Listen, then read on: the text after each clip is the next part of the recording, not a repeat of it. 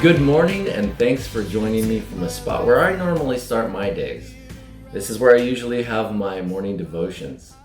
And lately I've been reading through the book of Job, and I've been impressed that his three friends, when they came to him, they felt obligated to help their friend. It was obvious that he was suffering, and so they figured what he needed most, how they could help him most, was by giving him their advice. They felt themselves in a position to give advice because they weren't suffering. They weren't poor, they had plenty. And if you've read the book of Job, you know that this was a big mistake. But it's a mistake that we still make today. Often we think that if someone's poor, financially speaking, or even going through some hard times, what they need most, beyond a hug or some initial financial help, is some advice, some education. They might need a practical course. They might need to know how to sharpen up the resume or how to learn to do a good interview. They might need to learn some financial planning principles or how to live on a budget. They need to be taught, they need to be educated. But Scripture doesn't teach this. Sometimes in the case of Job, it would have been far better for Job's friends to learn from him.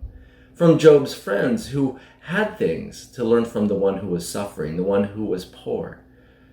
But Job is not an isolated case in the Bible. Listen to what James wrote in James 2, 5 and 6. Listen, my beloved brethren, has God not chosen the poor of this world to be rich in faith and heirs of the kingdom which he has promised to those who love him? But you have dishonored the poor man. Well, Paul wrote nearly the same thing to the Corinthians church in 1 Corinthians 1, 26 through 27. For you see your calling, brethren, that not many wise according to the flesh, not many mighty, not many noble are called, but God has chosen the foolish things of the world to put to shame the wise, and God has chosen the weak things of the world to put to shame the things which are mighty.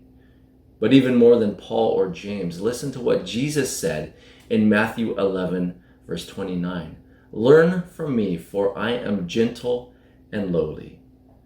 Perhaps too often we look to the rich and powerful, to those who have made it, to learn from them. And we pass up what we can learn from those who are in humbler, lowly conditions. Those who are financially struggling or going through tough times physically. We come like Job's friends to encourage, to instruct, to speak and to be heard, when we should come to listen and to learn.